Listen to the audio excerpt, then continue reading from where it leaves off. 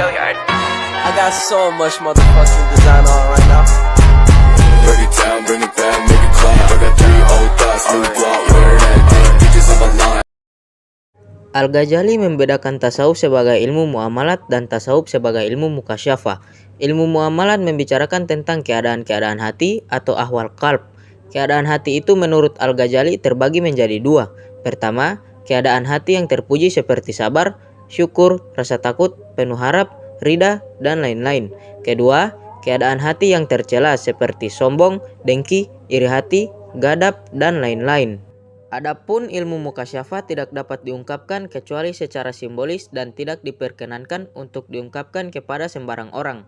Dalam beberapa ungkapannya, Al-Ghazali tidak sepakat dengan paham ittihad, hulul, dan syatahat. Para sufi yang menurutnya sebagai bahaya bagi kaum awam, sebagian besar karya tasawufnya memang ditujukan untuk kaum awam atau kalangan sufi pemula. Perjalanan menuju puncak itu dinamakan suluk. Salik atau orang yang menempuh suluk akan sukses bila sempurna substansi hatinya dan mempunyai irada atau kemauan atau ketepatan hati. Sebelum melaksanakan suluk yang ditandai dengan usaha menyingkapkan tabir yang melintang antara dirinya dan Allah, yakni harta kehormatan, taklid atau fanatisme aliran, dan maksiat. Ketika tabir-tabir itu tersingkap, seorang salik membutuhkan seorang guru yang menuntunnya dan butuh tempat untuk mengasah ketajaman batinnya, yaitu jawiyah sebagai tempat kalwat dan mengkonsentrasikan hati. Dalam perjalanan itu, si salik akan melewati tanjakan demi tanjakan yang mengantarnya pada status-status spiritual tertentu seperti manajil.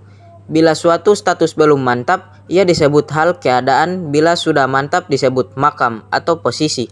Dalam Ihya, Al-Ghazali menyebut 8 makam sufi, yakni taubat, sabar, syukur, berharap atau raja, takut atau khauf, juhud, tawakal, dan cinta atau mahabbah. Cinta adalah makam yang tertinggi yang membuahkan rindu atau syauq, intim, UNS, dan rida. Untuk melewati setiap tanjakan, seorang salik harus melakukan riyadah dan mujahadah. Adapun yang dinamakan riyadah atau latihan kerohanian adalah pembinaan diri dengan suatu perbuatan yang pada awalnya menjadi beban dan pada akhirnya menjadi tabiat atau karakter. Adapun mujahadah adalah perjuangan melawan tarikan hawa nafsu.